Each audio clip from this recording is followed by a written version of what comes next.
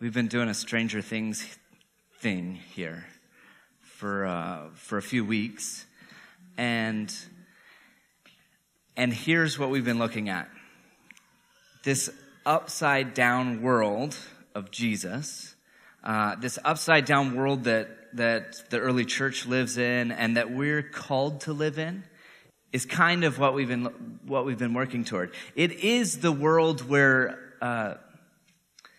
as Luke tells, where the poor are blessed, where the broken are uplifted, where Jesus begins his entire ministry by telling the people, I have come to set the captives free, to liberate the oppressed. This is the world of the upside down. This is this space. And for some reason, and I don't want to be too harsh on us or on our current culture, but for some reason, we've been searching for meaning in our faith and in Christianity that lacks an understanding of the broken.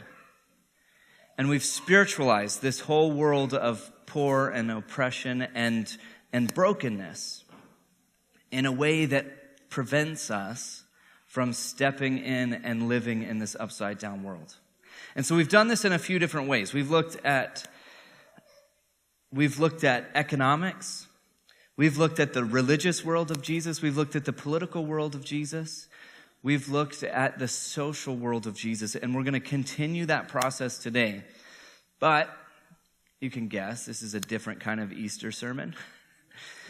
But at the end of all of that, and here's what we're going to do today. We're going to flip the story, because at the end of that, the Stranger Things world, where upside down world is dark and creepy and weird, the upside down world of Jesus is liberating and freeing and life-giving.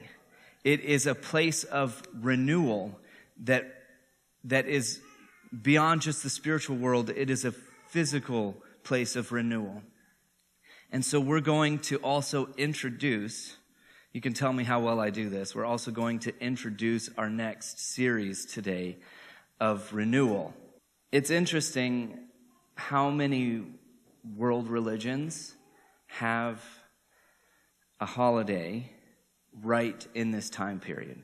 So we're celebrating Easter, which is a story of renewal, a story of life being given, a story of building and growing into something new, which matches the season. I don't know if you noticed that.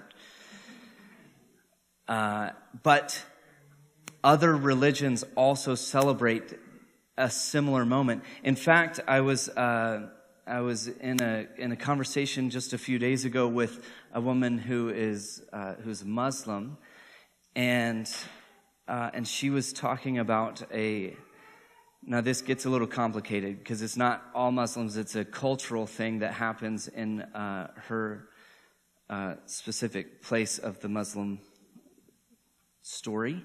And they practice a thing very similar that we practice in Lent, if you practiced Lent, in that they go through a process of cleansing. They go through a process of preparing for renewal, which is exactly what we do. I thought, oh, that's so interesting. And then I heard from another friend that is Baha'i that has a similar story about preparing themselves for this season of renewal. And so it's interesting that as we continue this story of breaking down the cultural and political and social world of Jesus, that we're also building up into this place of renewal. And we can do that in sort of a quote unquote renewal, like a spiritual world, but we also look out into our world and we see the cherry blossoms. And we see the trees regaining life, and we see the flowers and the time of renewal that happens every year. This is the story of God that physically plays out in our world, which I think is amazing, beautiful, I don't know, not a coincidence. How do you say that? So here's what we're going to do today. as we look at this upside down world and the moment that it flips, I want us to look at a few things. The first thing is this continued story, this continued Easter story. Last week we actually looked at the moment, the Palm Sunday moment, as Jesus rides in, claiming in an action, claiming the place of king, claiming a place that he didn't belong, claiming a place that literally upset the political and religious world that he lived in. Just turned it over. Okay, so what's the problem when Jesus is taken before? The problem is he's told, you're claiming to be king. Where do his Jewish and religious leaders know that they're going to get the Romans on him? Is when he claims a political kingship over the land. That's the concern. That's what drives him into the space. So it is a very defiant and deliberate political statement when he rides in. And second, he moves straight from there into the temple. And remember, we talked about the overturning of the tables and the economic story that's happening there. And not just economic, but a religious statement of this is a place of prayer. This is not a place of going about the business. We talk about the AGM, going about the business of religion. This is that moment. Maybe we should take a hint and move our AGM somewhere else. This is the story. This is a political and social and religious moment of overturning the tables, both figuratively and literally.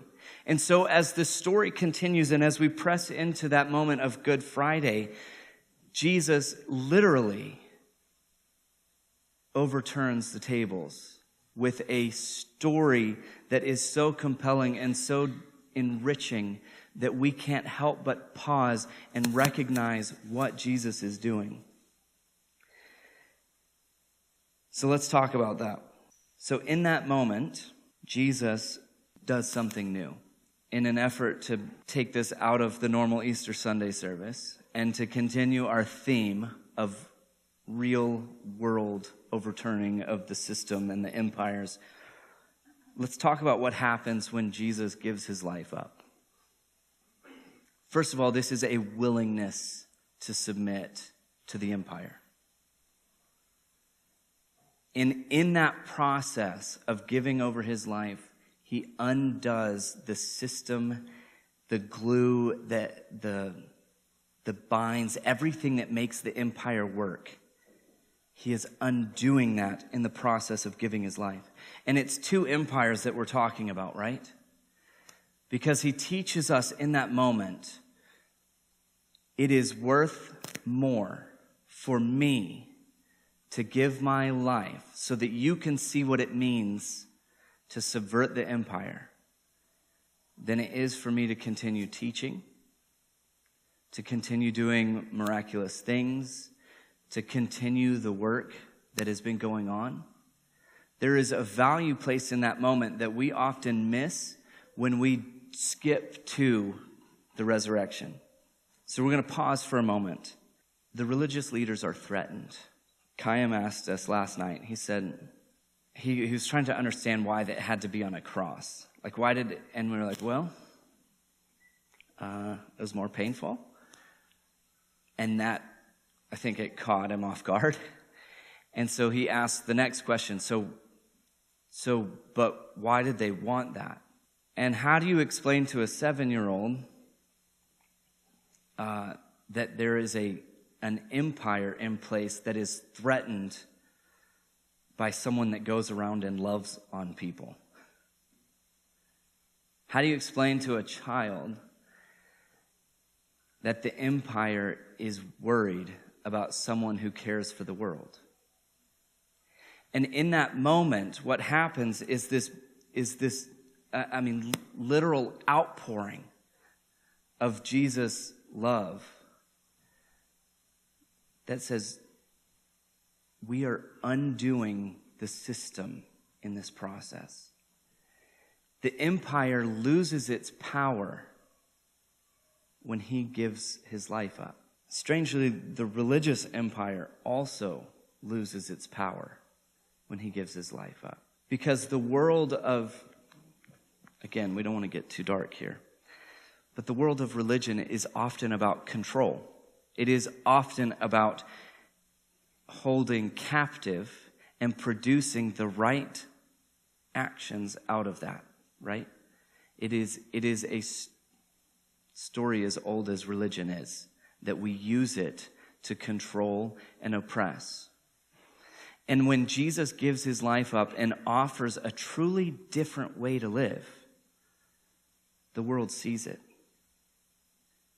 And out of that moment is born something completely different. Something that is self-sacrificing. Something that exposes love as a subversive act. What does a subversive love look like? It's one that undoes in the process. It's one that gives. It's one that lets go. Jesus literally submitted to the empire, and in the process, undid the empire at the same time. Okay, that's a lot of head work. Let's look at the ground and see what happens in the moment that we are told of the resurrection. So we're going to do Matthew today. Because Matthew really nails it. We're in chapter 28. Because the thing is, this world of subverting the empire doesn't stop at the death of Jesus. It continues on through. After the Sabbath, we're in verse 1. As the first day of the week was dawning, Mary Magdalene and the other Mary went to see the tomb. Suddenly, there was a great earthquake. For an angel of the Lord descending from heaven came and rolled back the stone and sat on it. His appearance was like lightning, and his clothes white as snow. For fear of him, the guards shook and became like dead men. But the angel said to the women, "Do not be afraid. I know that you are looking for Jesus who was crucified. He is not here, for he has been raised as he said. Come, see the place where he lay." Now here's an oft overlooked subversive moment. Go quickly and tell his disciples. That doesn't sound like that big of a deal. The big deal seems to be, appropriately, that Jesus is missing, right? The big deal is that in the process of death, God has shown ultimate power over empires. We get weary of the word ultimate. But here's what happened in that moment. Ultimate love over the empires. Ultimate compassion over our structures of control and oppression. And he said to them, "Go and tell his disciples." Here's Bradley again on his feminist horse. Women didn't get to testify in court. That sounds weird. Literally not a credible witness in court. That is who came to the tomb. Someone that society had deemed uncredible. Someone that society said was not capable of telling what actually happened. And the angel of the Lord said, "Go and tell his disciples." The witness in the most magnificent moment in our Christian story are two people that had been marginalized by the empire. Culturally, politically, religiously marginalized by the empire. That's who discovers this moment. That's who runs to the disciples. That's who is first given the opportunity to see Jesus in his resurrected state. That is a subversive moment. We miss it. It just looks like, go tell the others. our story is one subversive moment after the next. And as we begin to tell that story further, and as we begin to move in, okay, Jesus is showing us what true love looks like. The real story begins. The real story of how do we live this out? How do we show what Jesus did for us by living it in a new way? That's the story that comes next. So we've been tying this together with Colossians. And I want to take this moment where Jesus literally gives his life to the system, allows it to be taken, and gains in the process. And here's what was written in Colossians. So remember, we've had some problems with Colossians. Paul says, don't trust the system. Here's the new system. We say, yes, but the new system comes out of this place of oppression, a place of marginalization, a place of brokenness, a place of suffering. And Paul says, in that renewal, in that moment when Jesus died and rose again, in this moment of renewal of this life-giving place, there is no longer Greek and Jew, circumcised or uncircumcised, barbarian, Scythian, slave or free, but Christ is all and in all. And so, as God's chosen ones, holy and beloved, clothe yourselves with compassion, with kindness, with humility, with meekness, and patience. And bear with one another. And if anyone has complaint, you forgive, just as the Lord has forgiven. And above all, clothe yourselves with love, which has this power to break down all of these systems. Systems of power, systems of religious authority, systems of consumerism that demands that we have or that we need or that we want. All of these get let go in this moment where we live in a different world. I want to read some words of Wendell Berry. Wendell Berry is a poet, and he writes often from the place of, quote unquote, the mad farmer. He calls on his readers to remove themselves, to walk away quietly from these systems, these empires of oppression. It says, from the union of power and money, from the union of power and secrecy, from the union of government and science, from the union of government and art, from the union of science and money, from the union of ambition and ignorance, from the union of genius and war, from the union of outer space and inner vacuity, the mad farmer walks quietly away. And where do you go? This is the place of renewal. And where do you go? From the union of self-gratification and self-annihilation, secede into care for one another. That's the moment of renewal that Jesus offers. In this moment of literally sacrificial giving, Jesus upends the system. Jesus demonstrates a love that is far beyond anything we can comprehend. It is the true giving of himself and undoing the power and the authority of the empire. And out of that moment, we begin to understand all the other words of Jesus. The act of him washing his disciples' feet. The moment of him sort of sloughing off the religious expectations. Healing on the Sabbath. Eating with tax collectors and sinners. This is our Jesus. And literally becomes the Lamb in the process of raising up and showing us what it means to be victorious in the midst of the empire. Secede into care for one another. That's a place of renewal.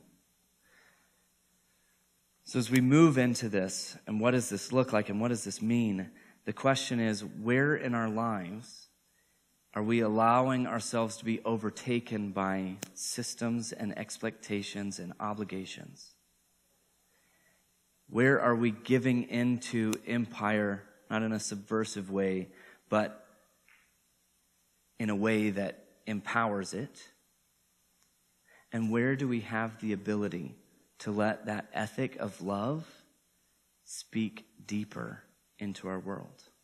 That image of Jesus, before we get into the spiritual world of what happens on Easter Sunday, before we do all of that, that image of Jesus should have already changed, transformed the world that we live in.